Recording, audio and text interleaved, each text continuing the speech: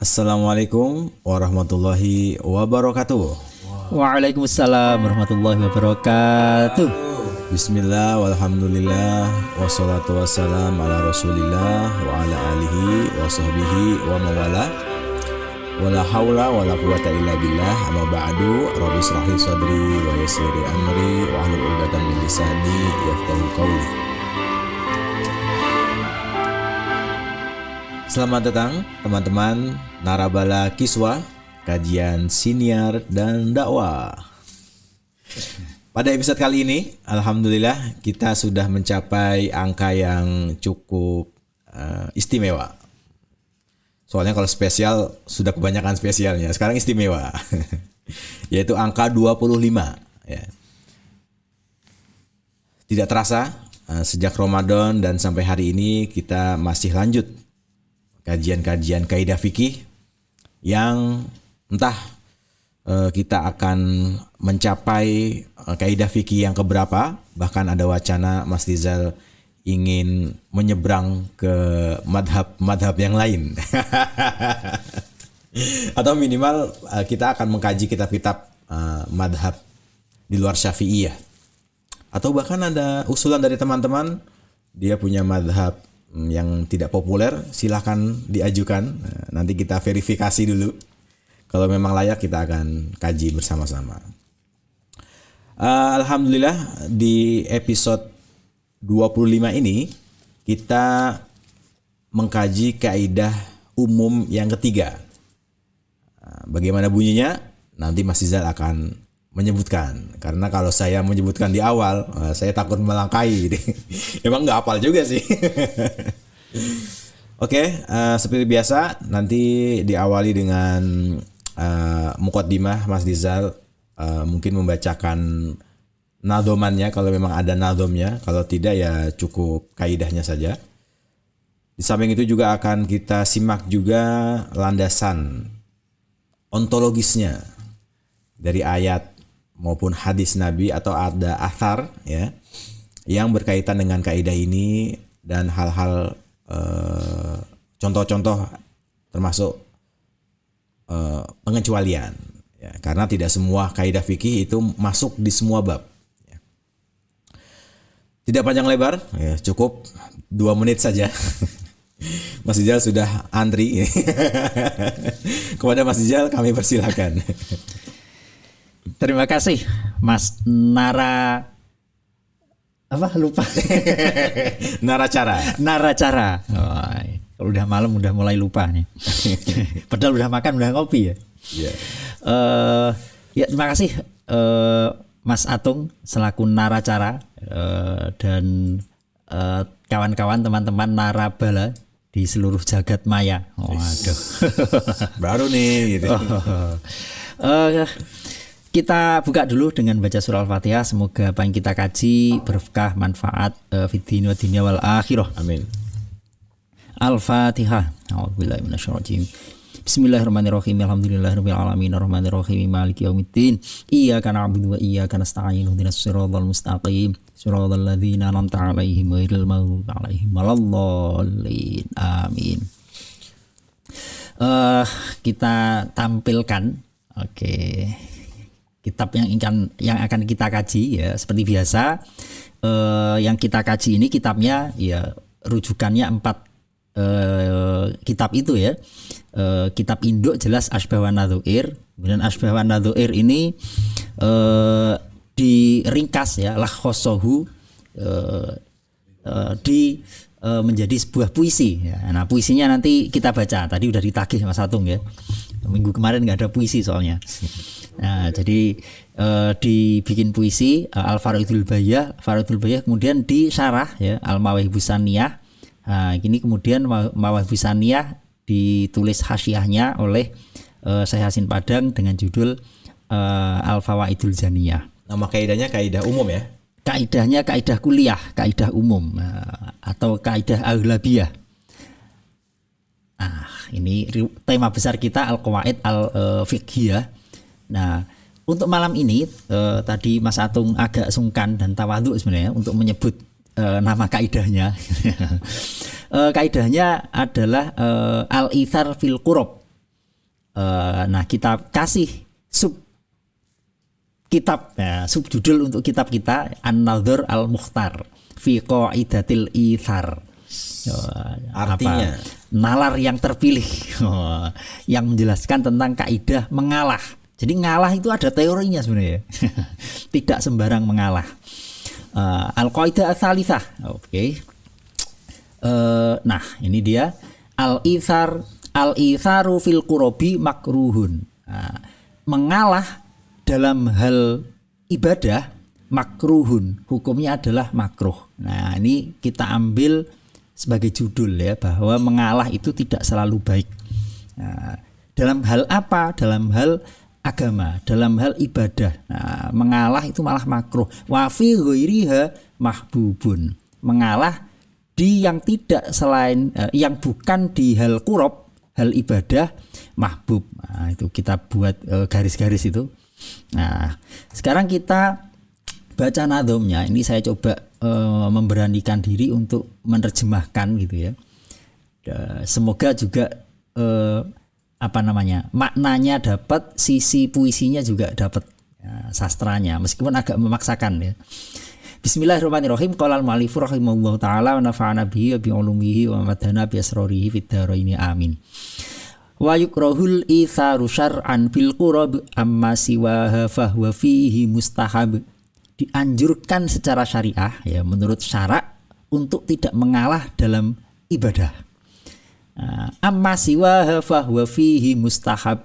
Pada selain ibadah, mengalah justru dianjurkan dan terpuji secara syariah ya. Minimal sama ahnya belakangnya.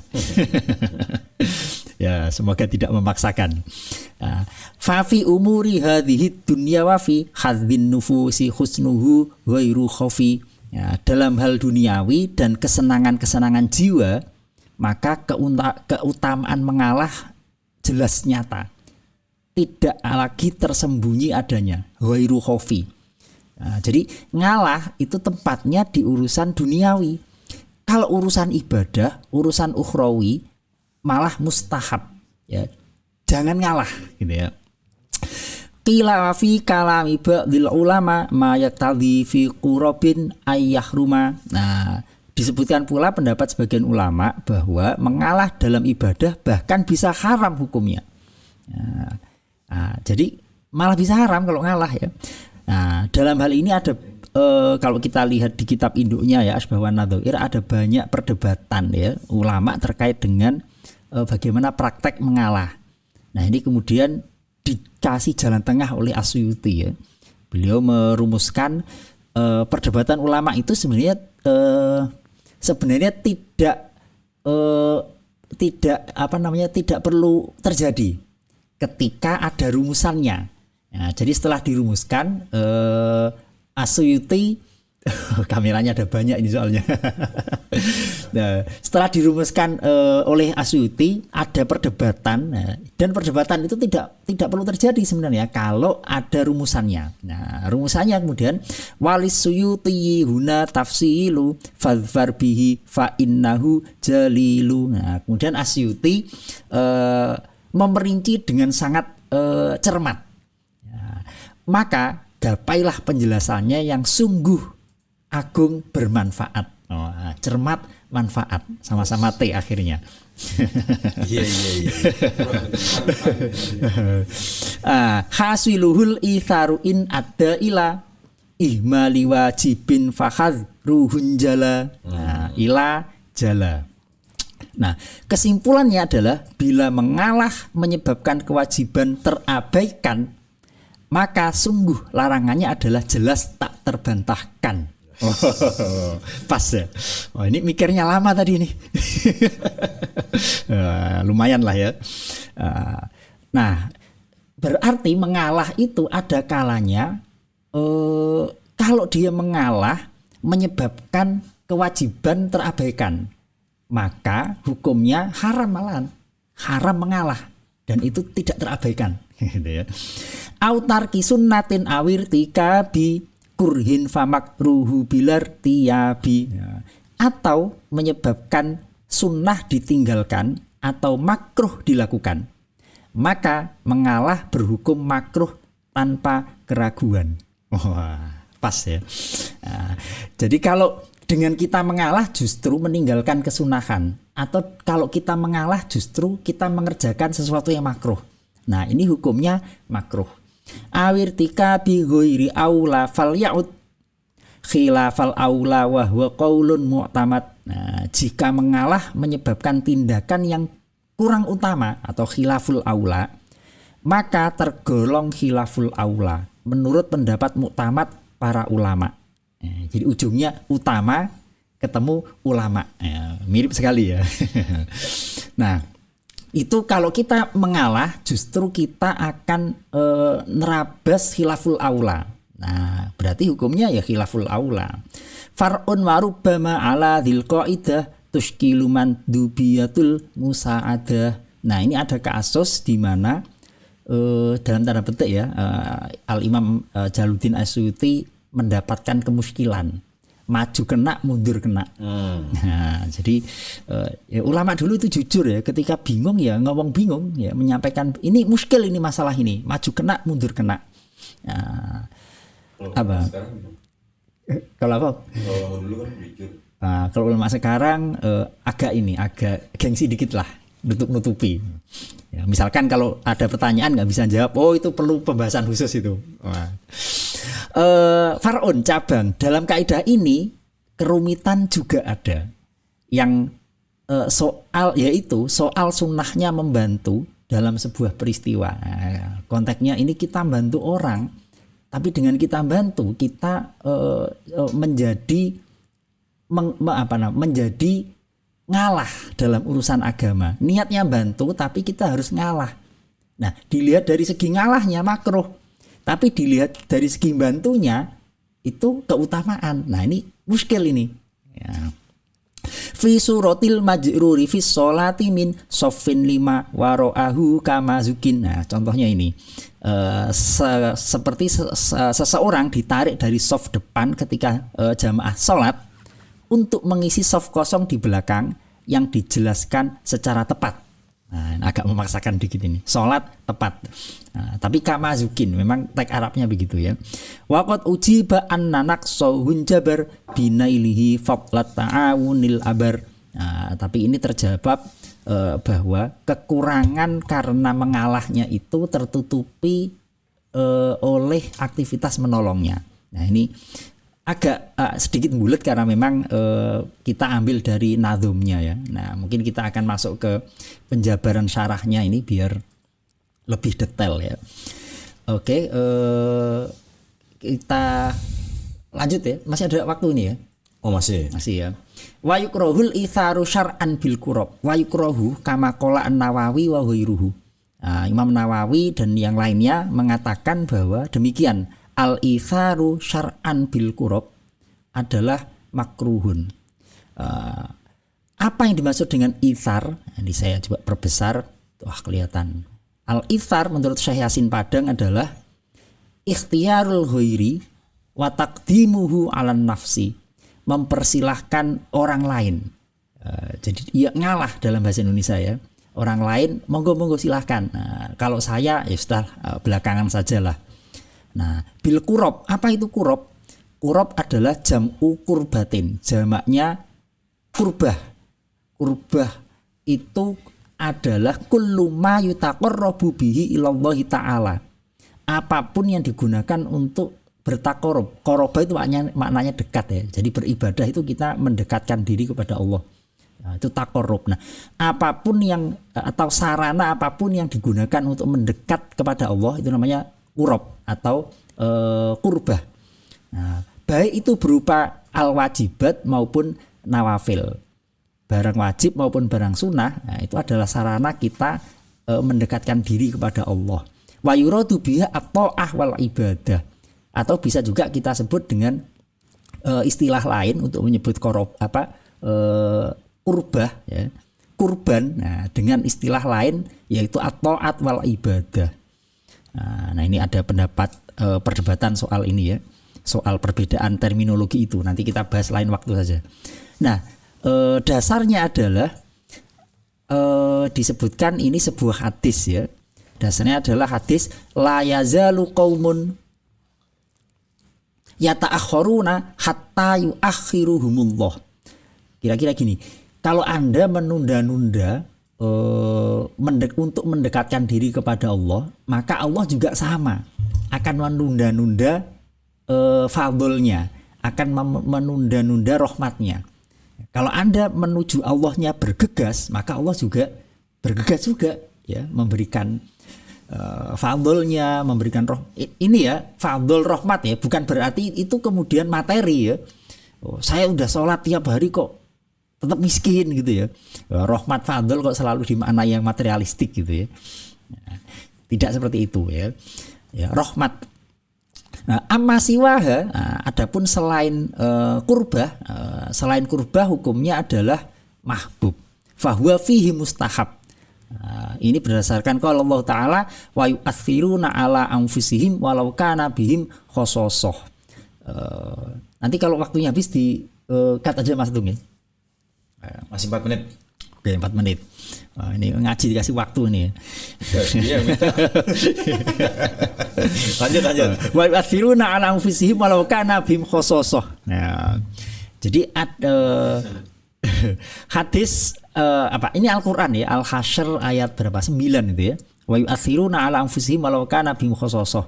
Dan mereka mengalahkan diri, maksudnya mempersilahkan orang lain untuk diprioritaskan ya, untuk mendapatkan sesuatu. Menariknya walau kana bihim khososoh, meskipun yang mempersilahkan sendiri itu dalam keadaan khososoh, dalam keadaan kekurangan. Ini peristiwanya sahabat Muhajirin dan sahabat Ansor itu ya. Jadi ketika sahabat Muhajirin datang ke Madinah, orang Madinah sahabat Ansornya juga tidak semuanya dalam keadaan kaya gitu. Satu riwayat menyebutkan dalam hal rampasan perang, sahabat Ansor mempersilahkan untuk yaudah sono ambil semua. Ya, jadi ngalahnya nggak tanggung-tanggung ya, sana ambil semua. Maksudnya diserahkan kepada sahabat Muhajirin. Wa qaulul musannif fa fi umuri hadhihi dunya wa fi hadzin nufus, di manakah letak ngalah yang tepat itu?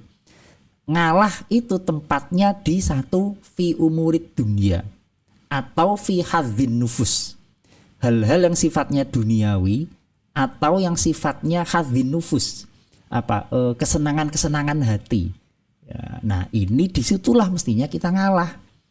Kal ithar bin ni'am li iyalihi wa nahwi dzalika ya. Ada orang bagi-bagi duit, misalkan bagi-bagi mobil, ya udahlah sana aja. Saya enggak tertarik gitu ya. Di depan ngomongnya enggak tertarik ya.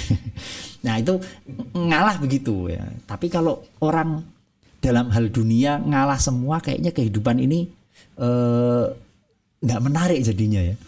Ya tertib ya. Ketika ada pilpres ya, ketika ada pilkada, bayangkan gitu ya. Yang kemarin sedang bertanding Pak Prabowo, Pak Ganjar, satu lagi Anies. Pak Anies ya. Ya silakan Anda aja yang jadi presiden. Saya enggak. Sama kayak Mas Hatung kalau disuruh ngimami gitu loh. Ya, Mas Hatung ngimami, sono aja. Ya, seandainya presiden, seandainya bisnis begitu, kayaknya dunia tertib sekali ya. Nah, kita ini suka kebalik ya. Disuruh ngimami dorong-dorongan ya. Giliran maju pilkada rebutan maju. Nah, itu salah. Jadi al-ithar itu mestinya fi ghairil qurab. Nah, itu ngalah yang tepat, tapi ngalah dalam hal ibadah itu malah makruh ya, malah tidak dianjurkan sebenarnya.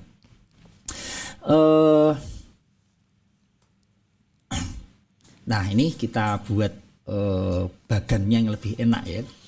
Dasarnya ya adalah qala ta'ala wa yu'athiruna ala anfusihim walau kana bihim khososoh, Al-Hasyr ayat 9. Nah, menyimpulkan ayat ini Sultanul Ulama Izzuddin bin Abdus Salam mengatakan la itharo fil kurobat. Dasarnya ayat ini. Nah, kalau begitu fala itharo, tidak ada ngalah untuk hal satu, misalkan bima itoharoh, air suci, ya, tadi kayaknya Mas Atung udah ngobrol ini ya, air bersuci. Saya mau wudhu, saya punya air di botol, saya bersama dengan teman-teman saya misalkan, nah saya punya air, teman-teman saya nggak punya, di dalam situasi di perjalanan misalkan, maka saya nggak boleh beralih ke tayamum dan mempersilahkan teman saya untuk menggunakan air yang saya miliki, kecuali kalau air itu milik orang lain ya, atau bukan milik saya. Nah ini artinya saya ngalah, silahkan Anda pakai aja airnya sementara saya bisa tayamum, nah, itu nggak boleh ya. Atau wala bisa tril auroh ya, menutup aurat. Nah, jadi pakaian sedang terbatas misalkan karena situasi paceklik atau sedang camping atau apa gitu ya. Nah, nutup aurat itu wajib. Nah, misalkan saya hanya pakai baju yang saya pakai. Nah, saya melihat orang lain tidak memakai pakaian sehingga auratnya tidak tertutup. Saya nggak boleh ngalah, ya udah pakai aja. Nah, ini saya ngalah fil qurab. Nah, wala bisofi al awali. Nah ini yang banyak terjadi ini, ngalah soft awal. Masjid itu yang softnya paling cepat penuhnya itu yang soft belakang. Nah ini makruh sebenarnya. Nah kenapa mengalah dalam hal ibadah itu tidak disukai? Kalau kata Syekh Izzuddin bin Abdul Salam, li'annal gharadha bil ibadat adalah at-ta'zimu wal ijlal. Tujuan beribadah itu adalah takzim wal ijlal, mengagungkan, memuliakan zat yang paling layak kita muliakan dan kita agungkan. Nah, faman atharo bihi faqad taraka ijlalal ilah wa ta'zimihi. Kalau sampai ada orang ngalah dalam hal ibadah, ya dia taraka ijlalal ilah, dia tidak memuliakan Tuhannya gitu ya. Nah ini ilat yang digunakan oleh Al-Is bin Abdul Salam. Ilat itu alasan ya? Alasan, rasio legis falsafinya. Kata anak fakultas hukum itu. Mungkin itu sebagai pembuka dulu sebelum nanti kita lanjutkan. Ini masih ada beberapa pembahasan. Ini yang sifatnya teoritis sebenarnya. Kita lanjutkan sedikit ngobrol-ngobrol barangkali. Ya, terima kasih Mas Rizal. Ini kita sudah mulai masuk ke kaidah baru ya. Al-ithar fil qurbi makruhun wa fi ghairiha mahbubun. Betul. Yang artinya kalau secara letterleknya adalah mengalah dalam urusan ibadah yang mendekatkan diri kepada Allah hukumnya makruh. Betul. Tapi dalam urusan dunia justru dianjurkan dan terpuji. Betul sekali. Jadi ada dua ranah antara ibadah dan sosial. Sosial, Vertikal dan horizontal. iya. Sosial yang tidak bernilai ibadah sebenarnya. Makanya dalam terminologinya kitab-kitab qawaid disebut fi umurid dunia dan fi hududin nafas. Hal-hal yang sifatnya duniawi atau sifatnya kesenangan nafsu. Nah, di dua ranah itulah kita tidak dianjurkan ngalah. Kalau sosial, tapi kalau sosialnya ibadah ya sebaiknya nggak ngalah ya. Misalkan masjid ini buka sumbangan nih misalkan, udah Pak Haji aja lah yang nyumbang. Kalau bisa saya aja. Pak Haji nggak usah lah. Ya. Mestinya begitu. Ya. Ini ngomongnya gampang ya, prakteknya susah. Oke, jadi harus dipilah dulu ya. Yang pertama adalah ibadah, yang kedua adalah sosial duniawi, non-ibadah. Ya, non-ibadah. Tapi bukan maksiat ya, bukan ya. Kalau maksiat malah harus ngalah. Harus harus ngalah. Maksudnya harus kita hindari kan. Kalau maksiat malah ditolak, ditutup. Ditutup. Satu dariahnya ini. Satu dariah. Ya, ini kayaknya sangat kontekstual sekali nih kaidah ini, bahwa ketika dalam urusan ibadah maka sebisa mungkin kita dahulukan diri kita sendiri. Betul. Dibanding orang lain. Dibanding orang lain. Nah, kalau misalnya ada kasus segini, seseorang dapat rezeki nomplok. Oke. Dia mau nggak mau nih, karena dia tinggal dari kejauhan pusat keislaman gitu ya. Orang Indonesia lah. Orang Indonesia kalau dapat rezeki nomplok. Itu pasti impiannya cuma satu, pergi umroh gitu kan. Oke. Nah, tetapi ketika dia ingin pergi umroh, dia melihat, oh ternyata orang tua dan mertua belum umroh. Nah, apakah dalam konteks ini dia tetap mendahulukan dirinya sendiri, atau dia mengumrohkan orang tua atau mertuanya, atau pilihan ketiga nggak jadi umroh semuanya? Artinya dia nabung dulu banyak biar mertua atau orang tuanya ada yang diajak. Bagaimana Mas Rizal menyikapi hal ini dengan kaidah barusan? Itu mungkin bisa kita ilhakkan dengan nanti ada kasus yang tadi saya singgung muskil tadi itu. Sekalian kita singgung lah ya. Jadi tadi Imam Asyuti, Jalaluddin Asyuti menyebutkan ada satu kasus yang muskil. Nah ini dia. Far'un warubama ala dzil far'un warubama ala dzil qaidah tuskilu mandubiyatul musa'adah fi suratil majruri fi sholati min soffin lima waro'ahu kamazukin. Nah ini contohnya. Ada kasus, mungkin bisa dimunculkan ini. Nah ini kasusnya seperti ini. Manja'a walam yajid fi soffi furjatan. Nah ini gambarnya orang sedang jamaah nih. Yang di depan ini imam, ini makmumnya. Nah datanglah yang satu orang ini. Nah pas datang lam yajid fi soffi furjatan, udah nggak ada tempat lagi. Fa innahu yajurru syahson ba'dal ihram. Dia takbiratul ihram terus nepuk pundak katakanlah begitu. Narik ya satu orang biar turun mundur ke belakang. Nah, wayundabu lil majruri ayu sa'idahu. Disunahkan bagi orang yang ditepuk ini diminta mundur, disunahkan untuk mundur, nemenin biar gak sendiri. Fahadha yufawitu ala nafsihi kurbatan. Dilema kan orang ini. Satu sisi dia kalau mundur kehilangan soft awal. Tapi kalau nggak mundur kasihan yang ini. Karena ada satu qaul yang mengatakan kalau jamaah dan ada yang menyendiri sholatnya nggak sah. Makanya al-khuruj minal khilaf dalam konteks ini penting untuk nepuk, meskipun saya tidak sepakat dengan pendapat itu ya. Agak merepotkan itu. Nah dilema adalah orang yang ini dilema ini. Dia akan saya ingat ya dulu pernah ngaji ya al-ithar fil qurab makruh. Kalau saya mundur saya kehilangan pahala soft awal. Tapi kalau saya nggak mundur kasihan dia. Nah ini muskil.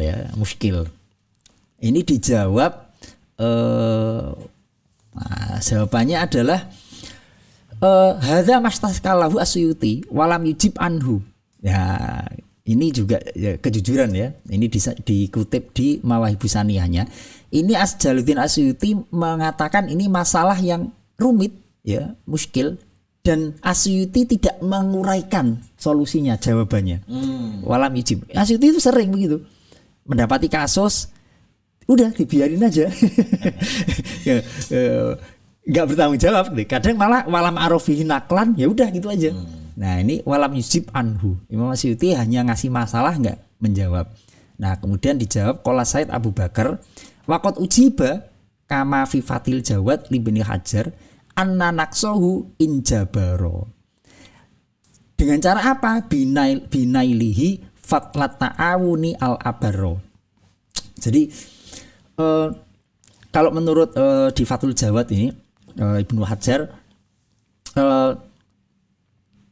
kalau orang yang diminta mundur ketika sholat tadi, dia akan kehilangan pahala soft pertama.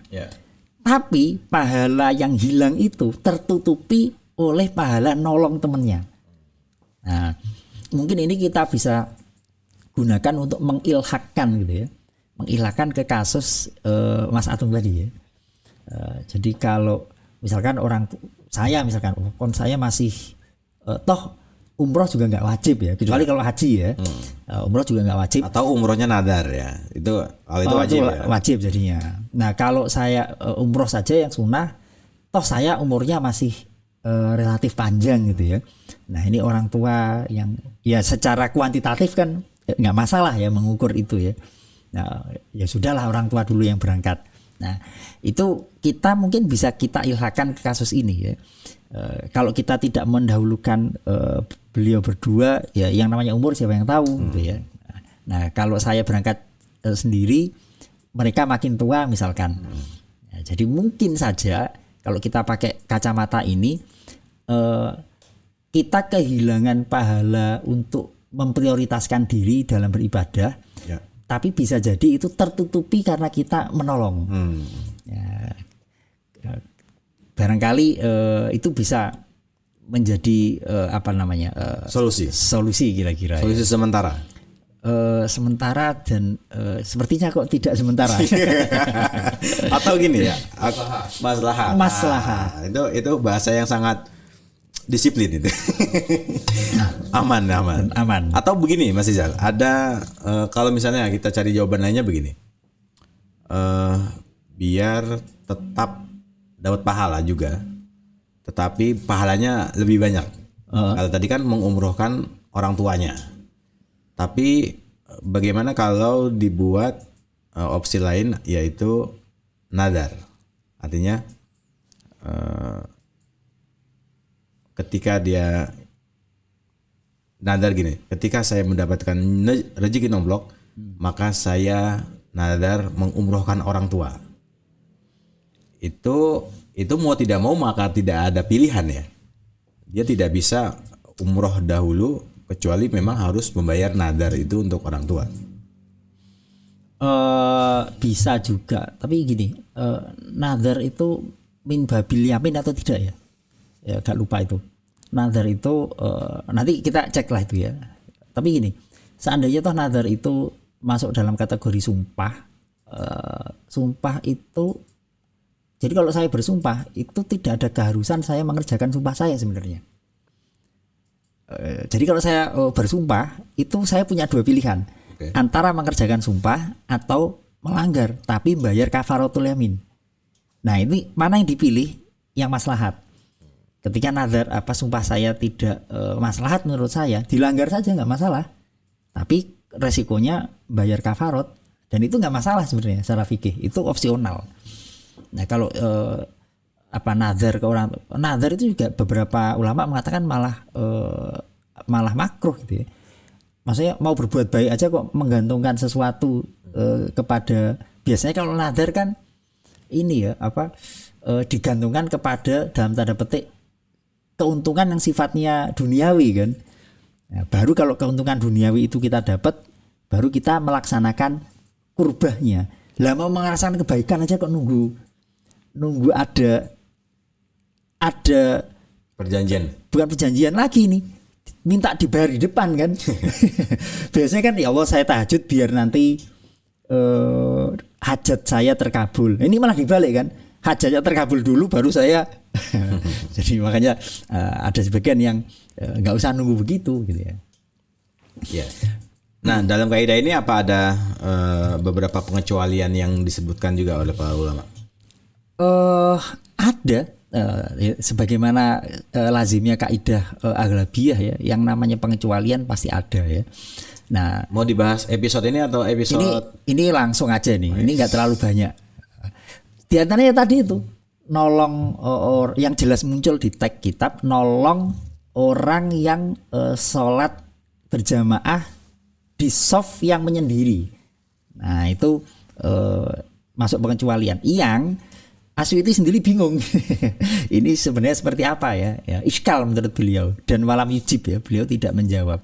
Dan itu dijawab oleh para ulama berikutnya ya. Ada kalau di syarah dan hasiahnya ada beberapa ulama yang menjawab ya. Sayyid Abu Bakar tuh menjawab, kemudian Ibnu Hajar ya, ada beberapa yang menjawab itu ya. Di antaranya itu.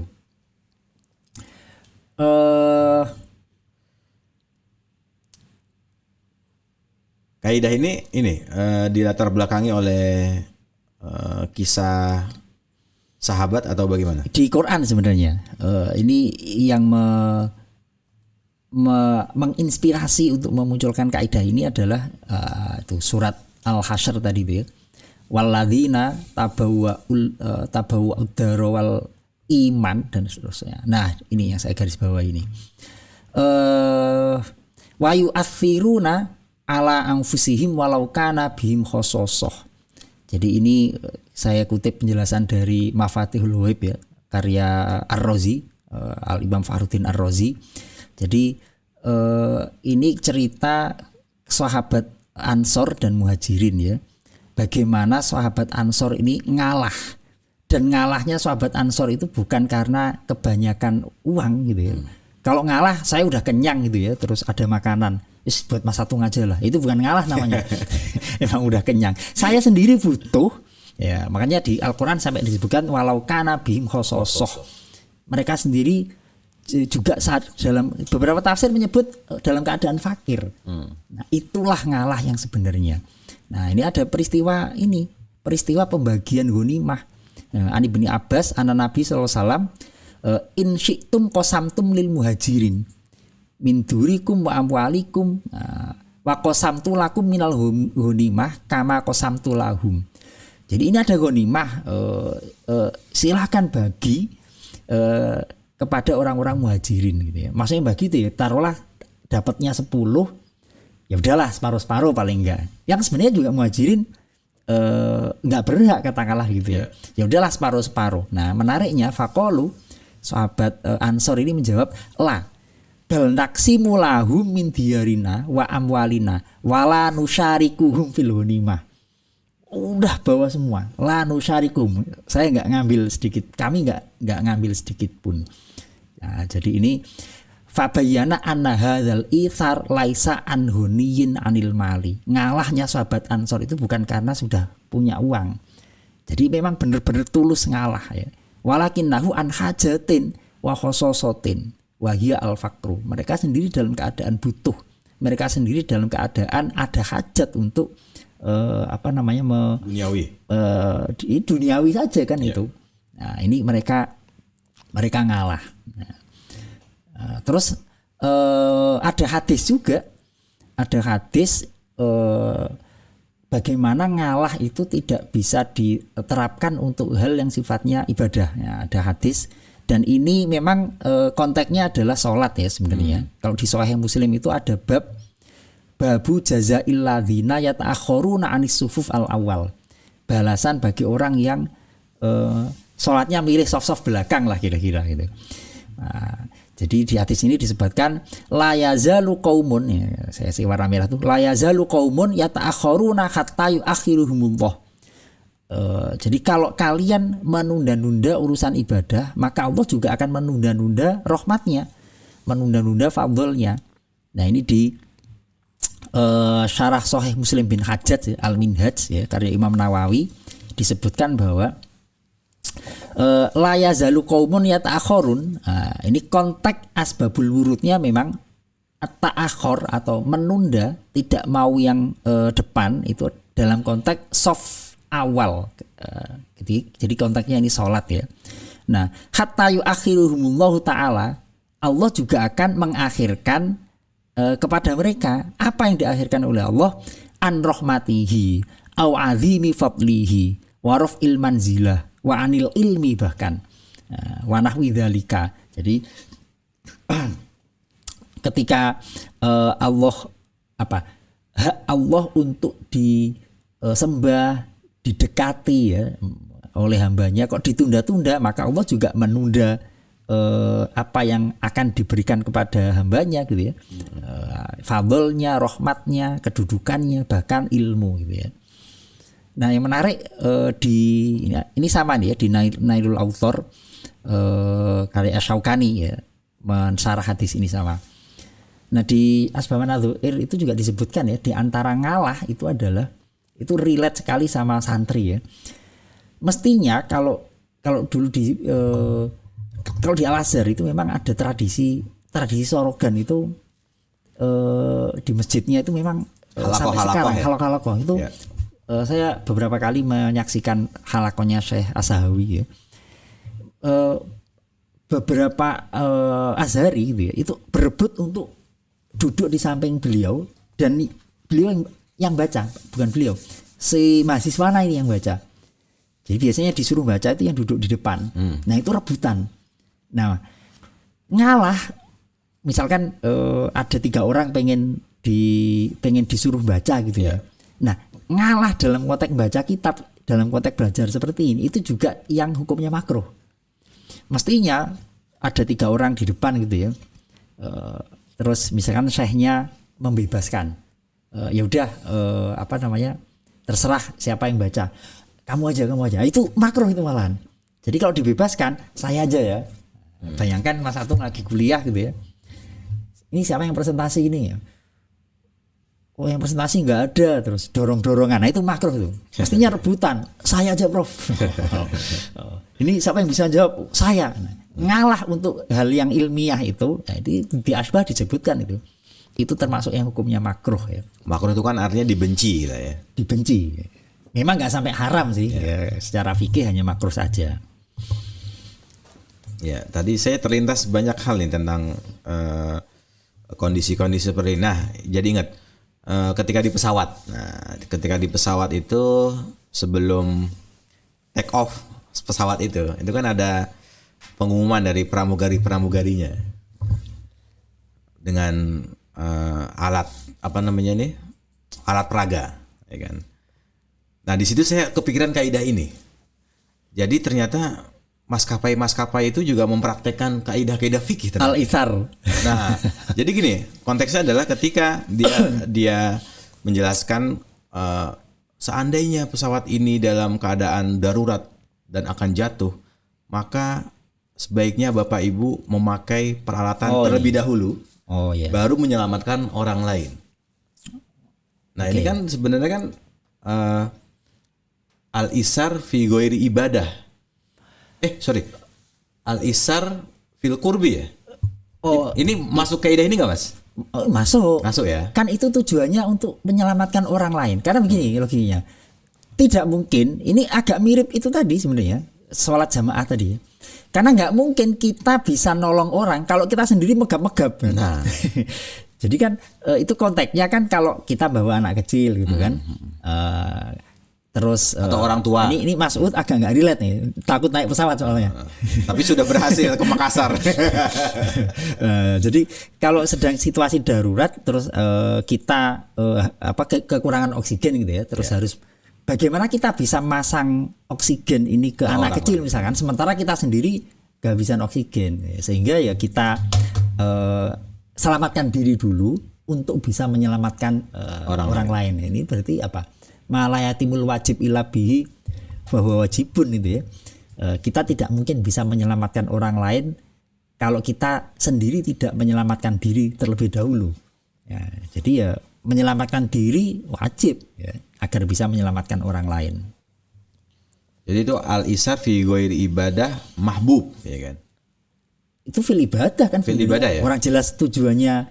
Itu kan konteksnya kalau Anda akan menyelamatkan orang, amankan diri dulu Anda. Ya, kalau Anda ada anak kecil, ya berarti kan tujuannya kurab juga kan, menyelamatkan orang lain.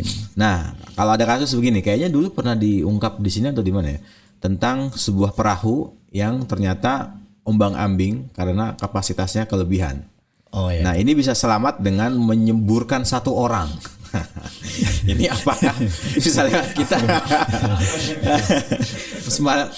misalkan kita dalam kondisi seperti itu, apakah kita ingin nyemplung atau kita orang lain lu aja. Itu sama dengan kita kelaparan, kita akan kehilangan kelaparan kita atau kita menjadi tidak kelaparan dengan cara menyebabkan orang lain kelaparan. Nah, ada kaidah ad-dhararu la yuzalu bid-dharar. Ya, jadi kalau konteksnya ini bagaimana ini? Ya kita sebisa mungkin menghindari mengorbankan orang. Ya kan bisa yang dikorbankan itu bekalnya, berasnya, atau ya bekal-bekal yang misalnya semuanya sudah. Bekal-bekalnya sudah. Berarti diri kita ya. Kalau dalam konteks fikih ya. Ya itu lama rofihi naklan. ini Asyuti banget ini.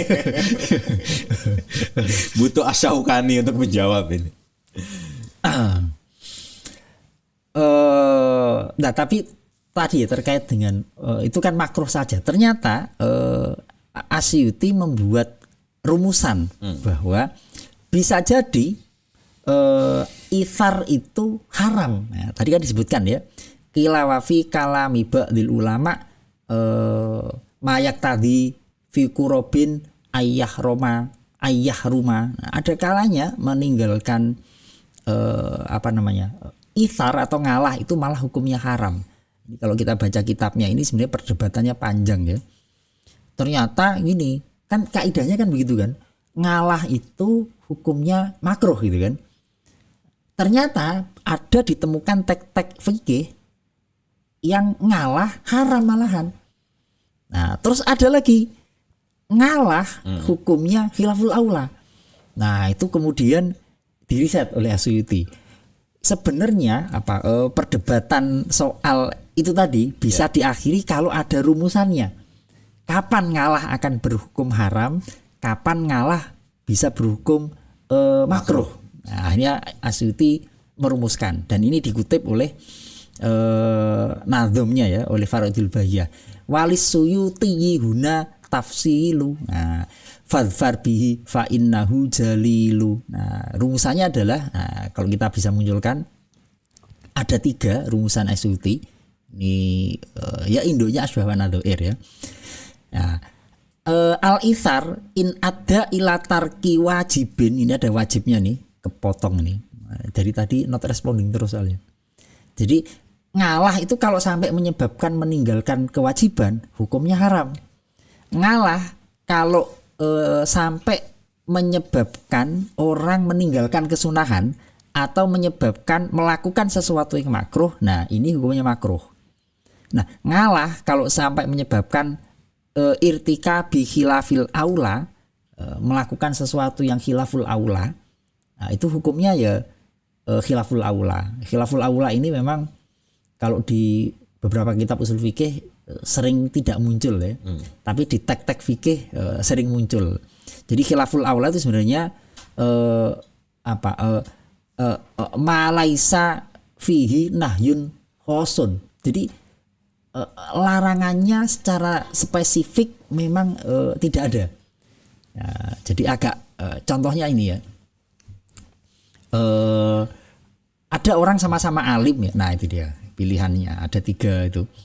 Ada orang sama-sama alim, cuma yang satu lebih alim. Nah, itu sebenarnya kalau pakai teori ini, teori al-ithar fil kurbi makruh, mestinya orang yang paling alim ini nggak boleh ngalah, nggak boleh ngalah untuk jadi imam. Yeah. Bukan soal sombong, ini soal kompetensi. Yeah. Ya, fikih memang begitu ya. Nanti kita bisa lunakan sedikit pakai tasawuf lah ya. Kalau fikih memang begitu. Ya, nggak boleh hitam orang putih ya? Hitam putih ya. Jelas kan di kriterianya yang lebih berhak al-ahaq lil imamah jelas kan. Yang afqoh, afsoh dan seterusnya. Nah, kalau ada 2 orang sama-sama pinter, tapi kalau yang satu pinter, yang satu bodoh, jelas nggak ada pilihan itu. Yeah. Yang pinter harus maju. Tapi kalau sama-sama pinter, sama-sama LCMA gitu. Nah, LCMA, cuma yang satu IP-nya 4, yang satu 39. Nah, ini mestinya yang ijazah dong. Asli lagi kan. Nah, kecuali kalau ijazah satu asli, satu palsu. Nah, ya ini nggak sampai makruh. Ini khilaful aula saja. Nah, ini kalau ceritanya dosen saya ya di IGI dulu, Prof Ibrahim Husain itu sering ngalah ya beliau. Karena di kampus jadi kalau mau ngimami ya beliau profesor ya, murid-muridnya ya dosen-dosen situ mempersilahkan beliau. Tapi Prof Ibrahim jangan, urusan ngimami yang afsoh, akro gitu.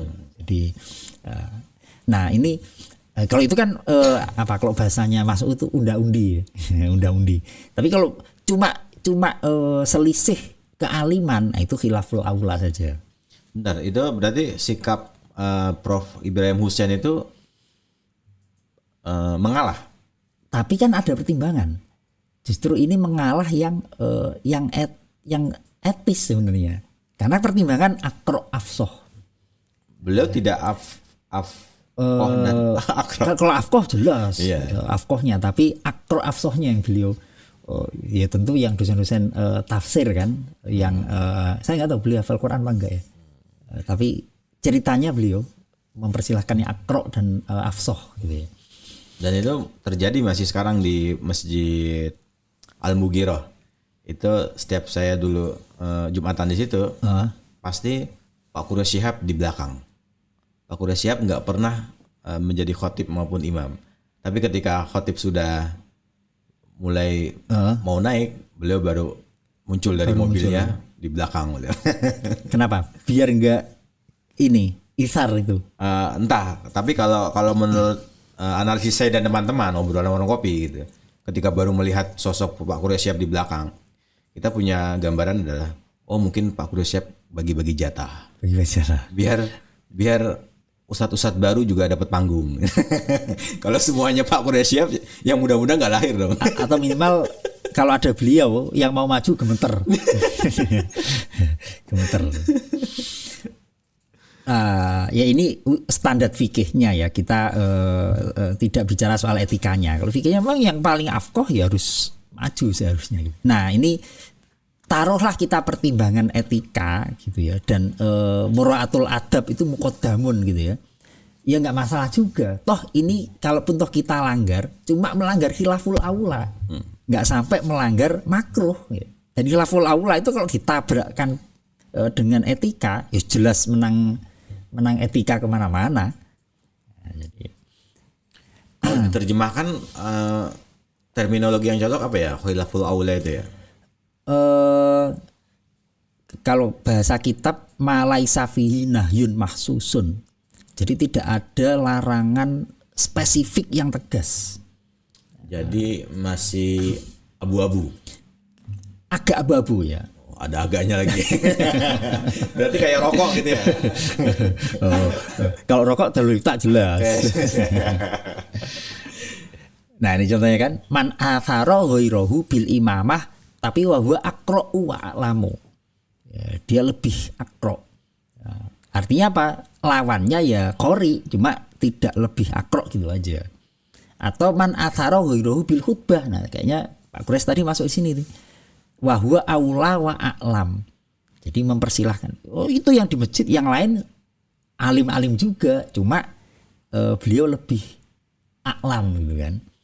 Nah itu kalau cuma nabrak khilaful aula dibandingkan dengan maslahat, dibandingkan dengan etika, ya jelas lebih milih etika ya. Dan mungkin ya kenapa beliau tidak khotib ya karena memang jadwal khotibnya jadwalnya sudah ada. Nah ini ada pertanyaan ini dari admin kayaknya nih. Apakah makruh mengalah dalam konteks ibadah berlaku juga pada ibadah-ibadah sunnah? Contoh, tidak jadi sedekah karena tiba-tiba ada patungan kegiatan kampung. Jadi awalnya dia pengen sedekah nih, ya kan? Tapi nggak jadi karena ada iuran kampung. Iuran kampung ini mungkin lagi ada mau sedekah bumi gitu ya. Iuran kampung ini wajib. Bukan kayak ini misalnya ada lomba 17-an. Oke. Ini mah bukan ngalah, emang nggak mau sedekah kalau ini kayaknya. Tapi gini, nah makanya rumusannya Asyuti ini menurut saya relevan ya. Ada kalanya mengalah itu hukumnya haram. Ada kalanya mengalah hukumnya makruh. Dan ada kalanya mengalah hukumnya khilaful aula. Nah, tergantung ketika dia mengalah itu meninggalkan apa. Kalau dia mengalah meninggalkan barang wajib, haram jadinya. Dia mengalah meninggalkan barang sunnah, hukumnya makruh. Tapi kalau mengalah ya, meninggalkan barang sunnah untuk melakukan aktivitas sunnah yang lain, ya nggak masuk kategori ini. Ini kan ngalah, dia nggak melakukan apapun. Ya misalkan sedekah tadi itu, yaudah Anda aja yang sedekah, saya nggak jadi duitnya sayang. Nah itu baru namanya ngalah. Tapi kalau dioper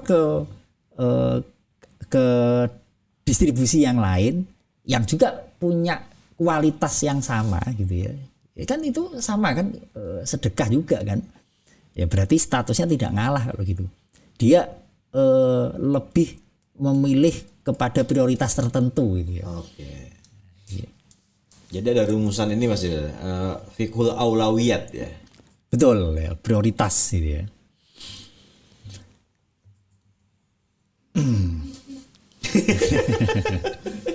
Ya, ini nah ini mumpung musim haji ini ya, ini kalau kita gunakan teori ini ya untuk melihat fenomena haji, di sana kan apa namanya, untuk mendapatkan soft pertama gitu ya, untuk mendapatkan ini bukan kloter, mendapatkan posisi yang ideal, semakin dekat Ka'bah kan semakin bagus kan.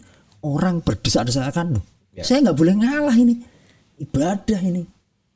Nah itu nggak tahu tuh orang-orang itu, kalau saya kok agak suudzon gitu. Mereka pertimbangannya bukan ini kayaknya. Tapi seandainya toh ini kita pakai pertimbangan, lo makin deket Ka'bah kan makin bagus. Terus ngalah aja lah yang jauh. Al ithar fil kurbi makruh kok. Atau misalkan ini Mas'ud ya, duitnya banyak. Duitnya banyak, daftar haji. Terus diminta untuk ngalah prioritas yang sepuh dulu misalkan. Atau begini, ada peraturan, bukan peraturan, ada anjuran. Yang sudah pernah haji jangan berangkat lagi. Nah, loh ini kan berarti saya ngalah dalam hal ibadah. Saya duit ada kok ketika saya daftar. Nah, kira-kira gimana kayak gitu tuh? Kalau secara fikih apa namanya, melakukan aktivitas, beberapa aktivitas ritual haji itu justru tidak dianjurkan ketika harus dengan berdesak-desakan. Memang itu di banyak kitab memang muncul malahan ya. Jadi sebaiknya malah mengambil posisi yang aman gitu ya, tidak dengan dorong-dorong orang gitu ya. Memang kalau kita lihat semangat untuk ingin, saya nggak tahu ya, karena sekarang kan ada faktor ini juga ya, ketika ada media sosial gitu ya. Jadi semangatnya orang deket Ka'bah itu biar bisa selfie gitu ya. Itu lebih berbahaya tuh menurut saya itu. Saya rasa clear lah ya kaidah ini ya, aman clear. Jadi kita menempatkan ngalah pada tempatnya. Ya, ngalah itu tempatnya untuk hal-hal yang sifatnya ada dua ya, fi umurid dunia atau fi hududin nafas. Hal-hal yang sifatnya kesenangan jiwa, hal-hal yang sifatnya duniawi, itulah tempat ngalah ya. Tapi untuk urusan ibadah, kalau itu wajib nggak boleh ngalah. Kalau itu sunnah, disunahkan tidak ngalah. Artinya kalau ngalah ya nggak apa-apa, tapi makruh. Kalau khilaful aula ya khilaful aula kalau ngalah gitu ya.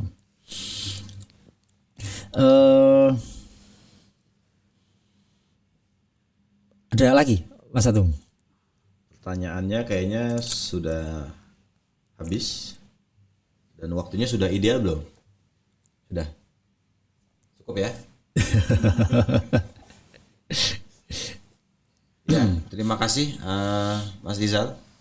Dengan kaidah ini semakin meneguhkan bahwa betapa pentingnya keilmuan. Dengan ilmu kegamangan itu bisa terselesaikan. Meskipun kegamangan masih ada, cuma minimal dinetralisir oleh keilmuan.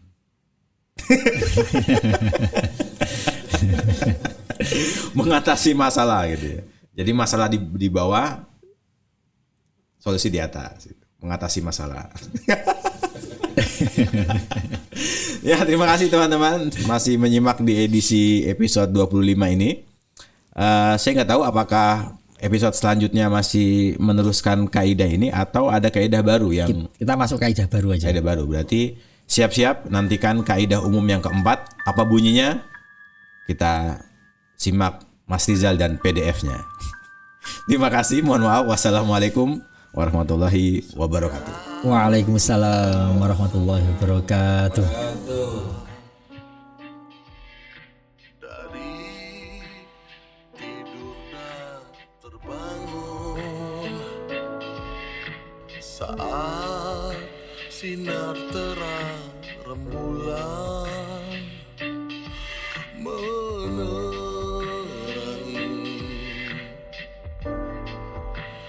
gelap malam.